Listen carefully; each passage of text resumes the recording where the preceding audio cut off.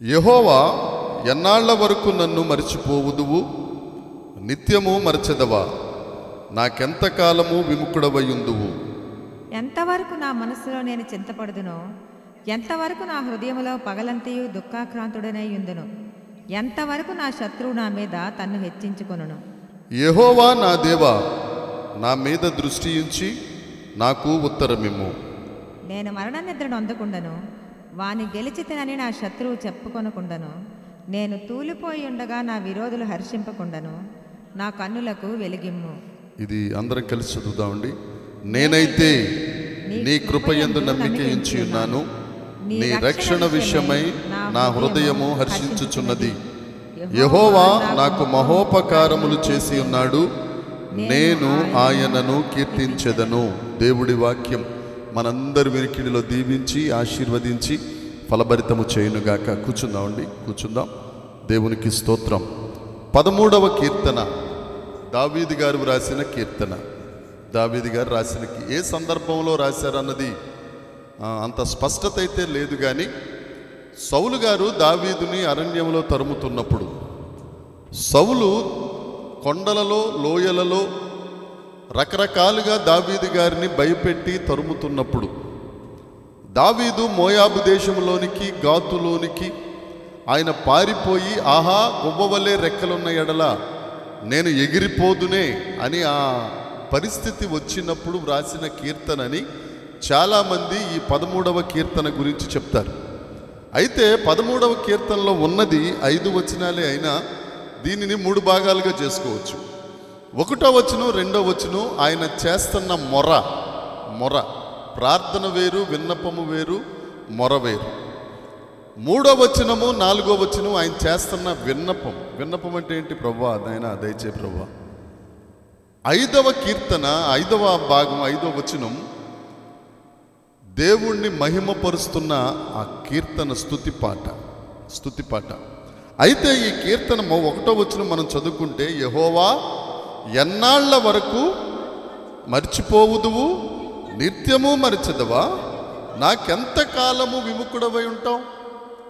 పడి కష్టాలు పడి శత్రువు తరుముతా ఉంటే, లేతే ఆరోగ్య పరిస్థితులు తరుముతా ఉంటే, లేతే అప్పులోళ్ళు తరుముతా ఉంటే, అనారోగ్యం తరుముతా ఉంటే, కనుచూపు మేరలో నిరీక్షణ అనేది తెలియనప్పుడు పరిగెడతా ప్రార్థన చేసి జవాబు రాకపోతే పరిగెట్టి ఇక వేసారిపోయిన తర్వాత చెప్పే మాటలు ఈ 13వ కీర్తనలో ఉన్న మాటలు.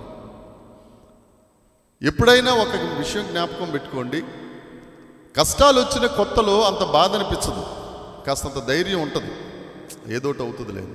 కష్టాలు పెరుగుతున్న కొద్దీ ధైర్యం తగ్గిపోతూ ఉంటుంది, డ్రాప్ అవుతూ ఉంటుంది. ఇక కష్టాలు పీక్ లెవెల్కి వచ్చినప్పుడు ధైర్యం ఎక్కడికో వెళ్ళిపోద్ది, ధైర్యం అనేది కనపడదు. ఇక అప్పుడు కనుచూపు మేరలో ఎవ్వరూ కనపడరు, ఎవరి మీద మనం ఆధారపడలేం, ఎవరూ మనకి సహాయం చేస్తారన్న నిరీక్షణ ఉండదు. అలాంటి పరిస్థితే దేవుడికి కావాలి. అర్థమవుతుందండి? ఇక కష్టాల్లో పడిపోయి ఇక నా పరిస్థితి అయిపోయింది, నా జీవితం అయిపోయింది, నా బ్రతుకింతే, ఇక నాకెవ్వరూ సహాయం చేయరు, నేను నిస్సహాయం అయిపోయానని చెప్పి బేలగా చూసారు ఒక చూపు. అప్పుడు దేవుడు అంటాడు, నేను ఉన్నాను కదా అంటాడు. దేవునికి స్తోత్రం. చప్పట్లు కొట్టి మహిమ పడుద్దాం. ఎవ్వరూ లేకపోయినా ఉండేవాడే దేవుడు, అదే యేసుక్రీస్తు ప్రభు. అందరూ విడిచిపెట్టేసిన ఇందా పాడారు కదా, ఇది నడిపిస్తాడు నా దేవుడు, శ్రమలోనైనా నన్ను విడువడు, నడిపిస్తాడు నా దేవుడు, శ్రమలోనైనా నన్ను విడువడు. ఆమేన్, ఆమేన్. అందరూ అన్ని చరణాలు పాడారు. అన్ని చరణాలు అంటే దాంట్లో 3 చరణాలు ఉంటే పల్లవి, అనుపల్లవి, 2 చరణాలు అందరూ పాడారు. బంగారక్కే స్పెషల్గా ఒక చరణం ఎన్నుకుంది దాంట్లో.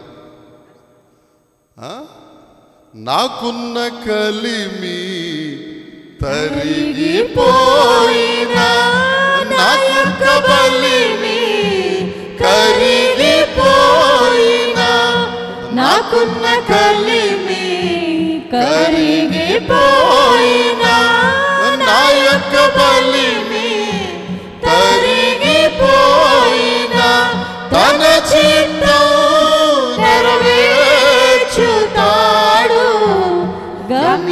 వరకు నన్ను చేర్చుతాడు. ఆమేన్, ఆమేన్.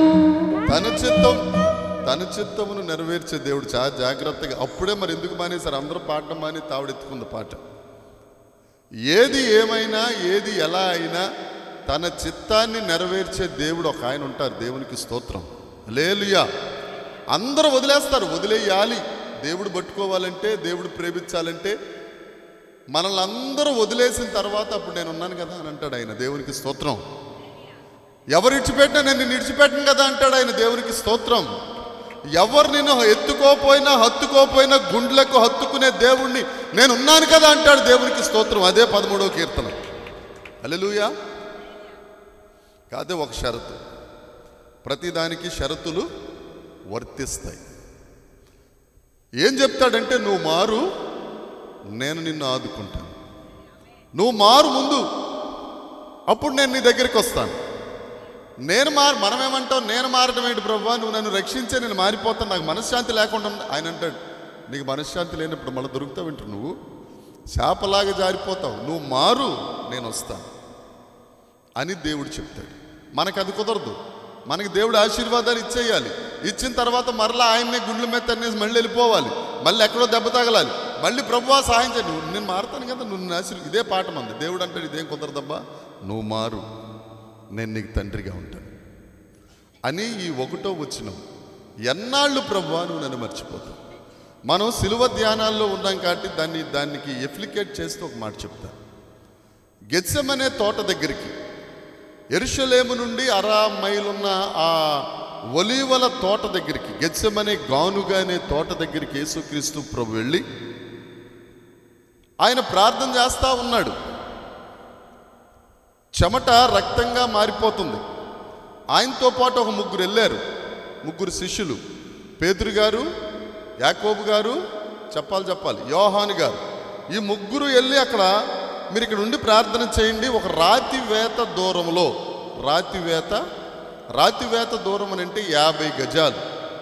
50 గజాలు. మరి ఇక్కడ ఏం కుంటల్లో ఏమంటారు నాకు తెలీదు. గజాలు లెక్కన 50 గజాల దూరంలో వెళ్ళి ఆయన ప్రార్థన చేస్తున్నారు. ఏమని చేస్తారు? నీ చిత్తమైతే ఈ గిన్నె నా దగ్గర నుండి తొలగించు ప్రభువా, అయినా కానీ నీ చిత్తమే తండ్రి.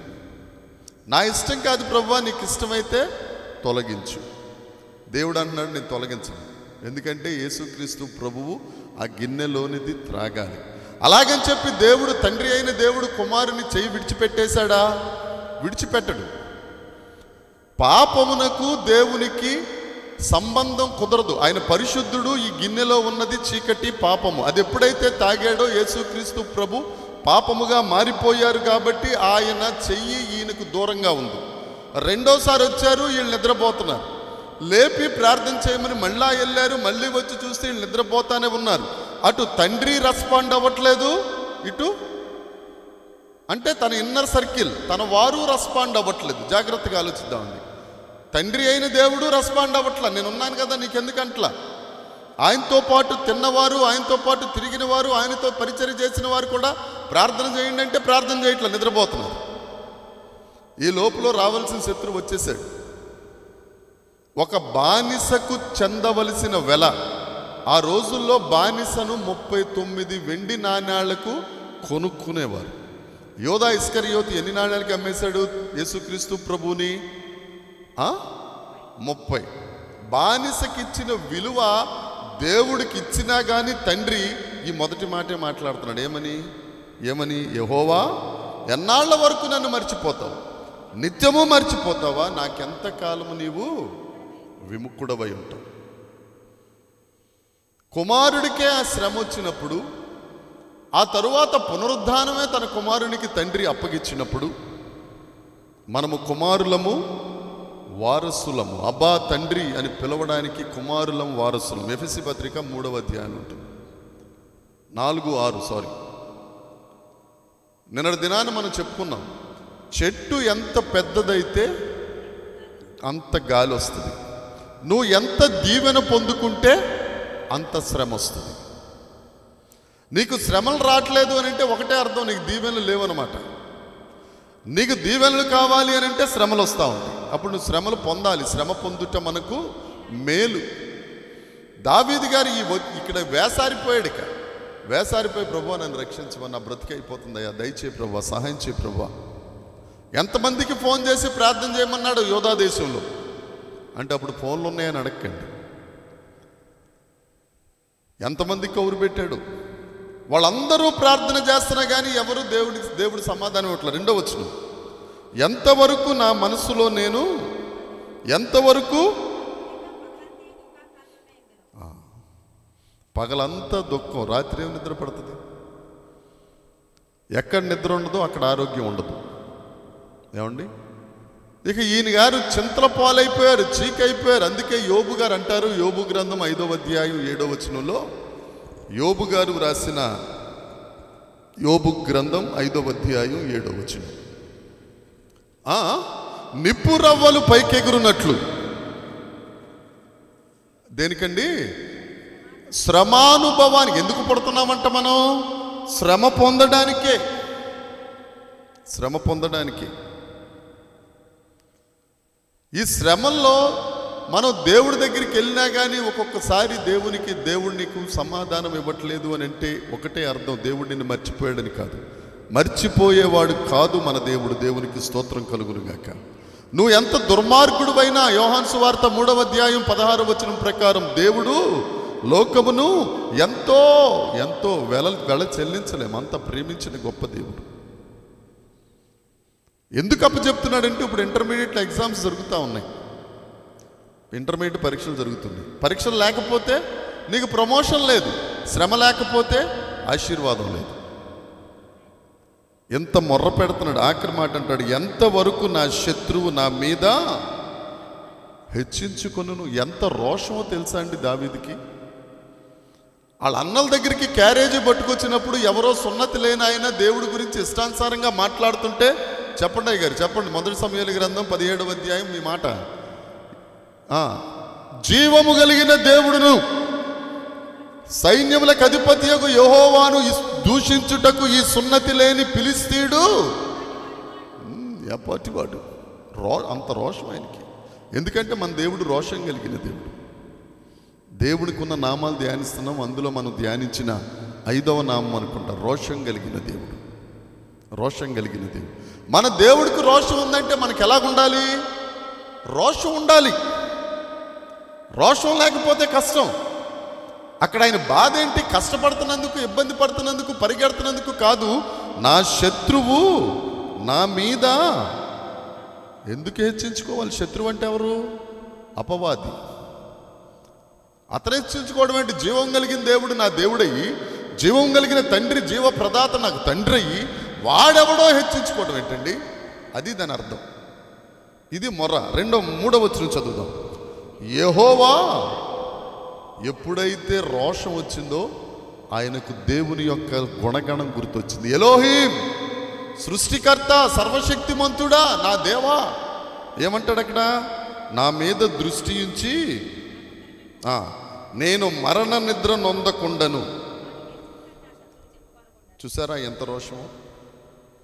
నేను సచ్చన్నా చచ్చిపోలు, కానీ ఆడి చేతుల్లో మాత్రం, శత్రువు చేతుల్లో మాత్రం చావకూడదు.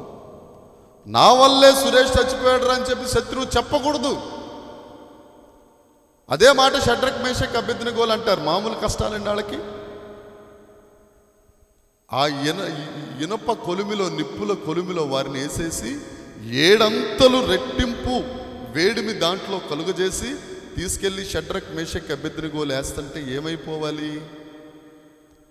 ఏమండి, ఇప్పుడు ఒక వెంట్రుక గ్యాస్ స్టవ్ మీద పడగానే వెలుగుతున్నది, పారిపోయిందిగా, ఏమైపోద్ది? బూడిదైపోద్ది. అసలు బూడిది కూడా కనపడదు ఒక్కోసారి.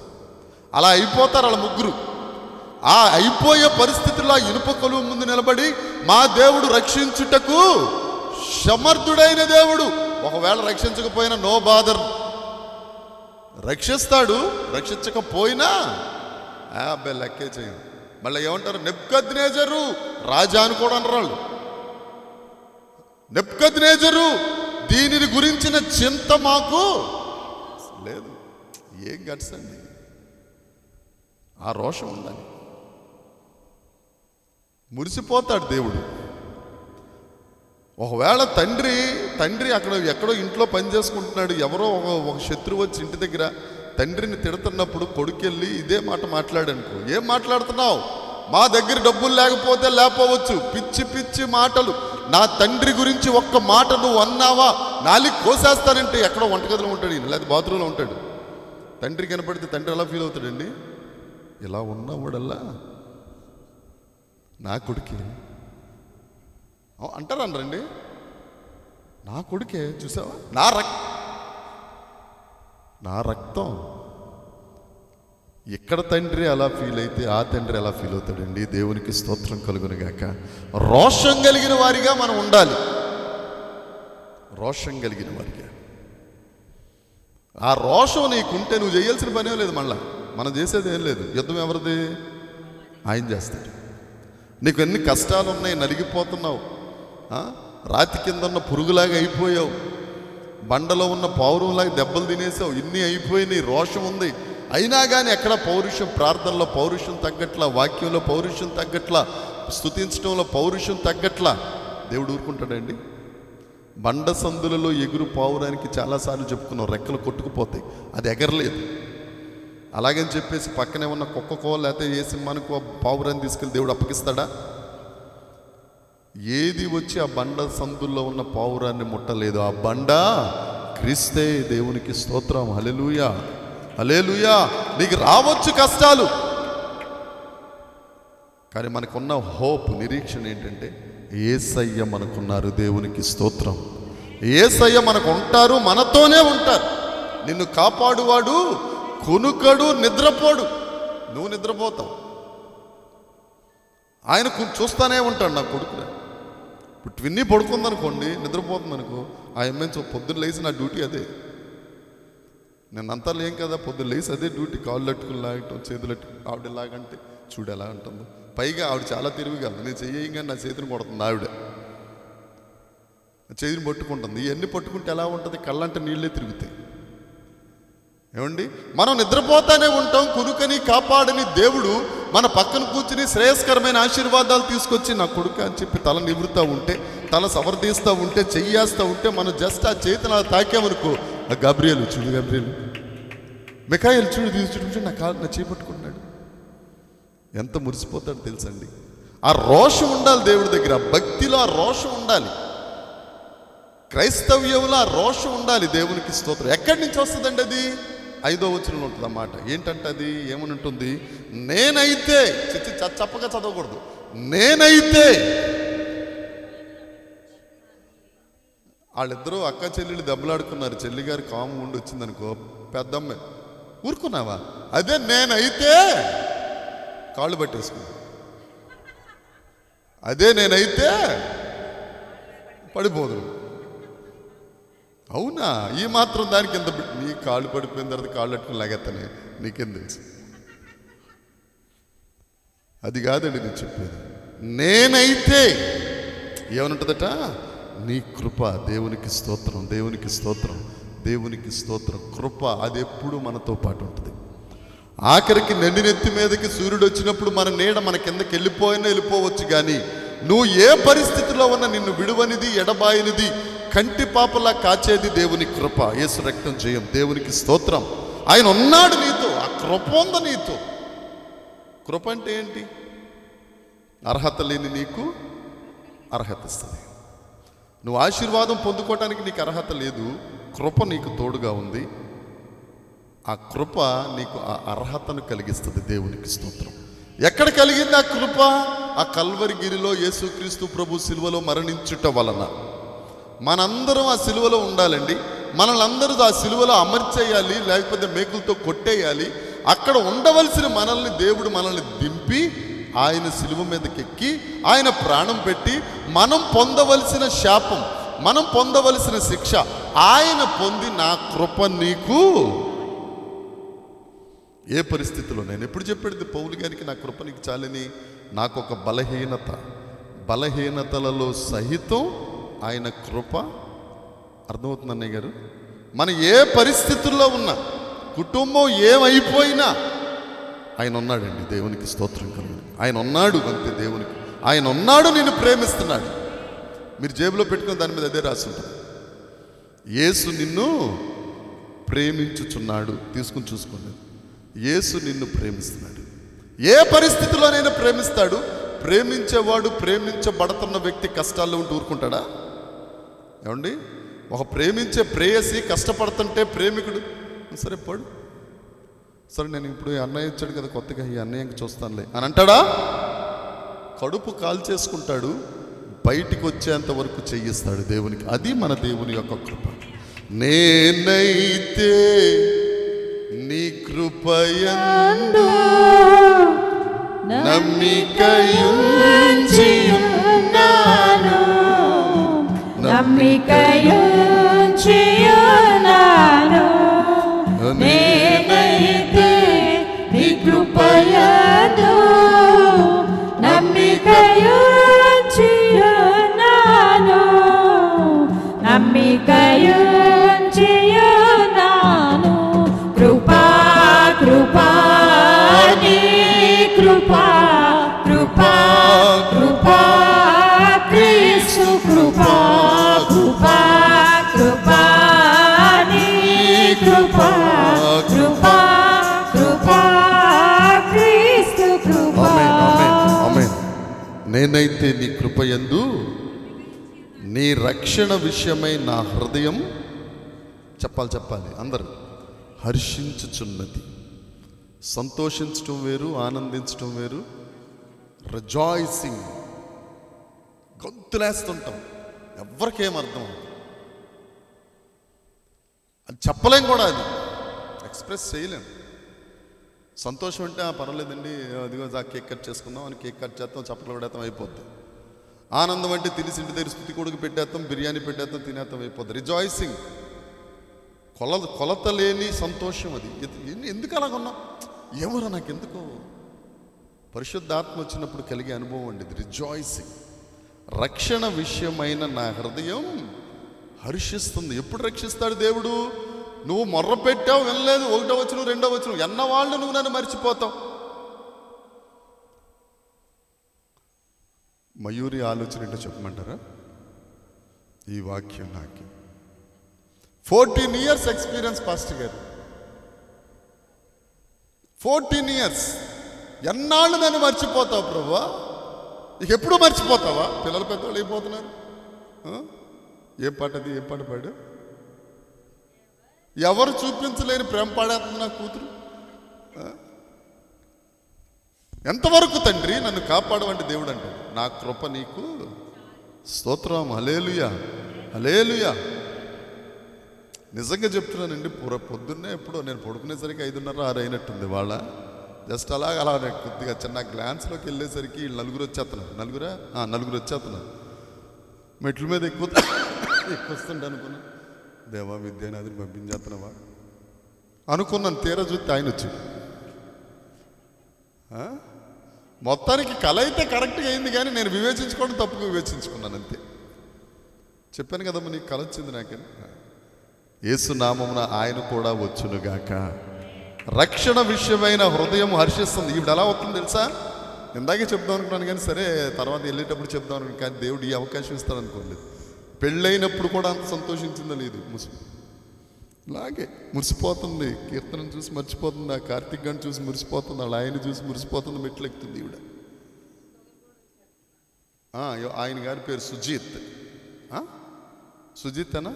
దేవునికి స్తోత్రం. నా పేరు ఎలా దొరికిందని చూస్తున్నాడు మీ అబ్బాయి. రక్షణ విషయమైన హృదయం ఏం చేస్తుందట? హర్షిస్తుంది. తరువాత యెహోవా నాకు ఏమండి చేశాడా? ఏమండి ఈ 13వ కీర్తననే మనం ఆసరా తీసుకుని 1వ వచనం, 2వ వచనం, 3వ వచనం, 4వ వచనం చూస్తే మహోపకారం చేశాడా? ఈయన చెప్పింది ఎలా ఉంది? చేసేశాడు. పాస్ట్ టెన్స్ అంతేనా? Past, present, past. పాస్ట్లో ఏమంటారు? అయిపోయింది, చేసేశాడు. ఎక్కడి నుంచి వచ్చిందండి ఈ నమ్మకం, ఈ విశ్వాసం? ఎక్కడైతే యెహోవా నా దేవా అని అన్నాడో ఈయనలో నమ్మకపు స్థాయి పెరుగు. మన దేవుడేంటో మనకి, అందుకే నేను తలకే కొట్టుకునేది, ఆ దేవుడేంటో మనకి తెలియాలి. తెలిసినప్పుడు ఎంతమంది వచ్చి ఎదురుగుండా నిలబడినా లే అంట. చీమల పొట్ట ఉందనుకో, మనకి ఎదురుగుండా చీమల పొట్ట ఉందనుకో, పరిగెట్టుకు వెళ్ళిపోతుందా స్వీటీ, దాని తన్ను దిలాగా. అవునా కాదండి? తంతుదా ఎందుకని అంత ఇలుకు లోకువా, దాని సంగతి ఏంటి ఆవిడికి తెలుసు. అక్కడ ఏదన్నా కాట్రాజు ఉన్నాడు అనుకోండి, తన్నుతుందా? తుపాకీ దెబ్బకు కూడా దొరకదు. అవకాశం ఉండి ఇంటి రేగుల మీద ఎక్కి కూర్చుంటుంది, అమ్మా అక్కడ ఏదో ఉందమ్మా. దేవుడంటే ఏంటో తెలిసినప్పుడు శత్రువు అంటే ఏంటో మనకి ఇంకా బాగా తెలిసిపోతుంది. మన దేవుడు మరణమును గెలిచిన దేవుడు, వాడు మరణించిన వాడు దేవునికి ఓడిపోయిన వాడు మన దేవుడు విజయుడు. దేవునికి స్తోత్రం. నువ్వు విజయుడు పక్షాన్ని ఉన్నావు, కృప నీకు తోడుగా ఉంటుంది. రక్షణ విషయమైన హృదయం హర్షిస్తుంది. తరువాత ఆయన నీ కొరకు ఉపకారాలు కాదు చిచ్చి, మహోపకారములు. హల్లెలూయా. చెప్పండి చెప్పండి గట్టిగా, కొద్దిగా గట్టిగా గంభీరంగా చెప్పండి. చిచ్చి బాగా కోపం వచ్చినప్పుడు, పెళ్ళైన వాళ్ళు అయితే మీ ఆయన మీద కోపం వచ్చినప్పుడు ఎలా చెప్తారు? ఎరా అంటారా? ఒకవేళ ఎదురుగుండా అనకపోయినా అక్కడికి వెళ్ళిపోయి మీకంటూ సపరేట్గా కొన్ని ఇన్స్ట్రుమెంట్స్ ఉంటాయి. ఎక్కడ? వంటగదిలో. ఏంటయ్యి? అట్ల కాడ, గరిట్లు. మీరు అన్నపూర్ణ అక్క, మీరు సాధ్వి, అదిగో వస్తాయి ఇలాంటి ఈ ఉపయోగిస్తారు. చెప్పండి ఇప్పుడు ఎలాట? ఏ కారాలు చేస్తాడు?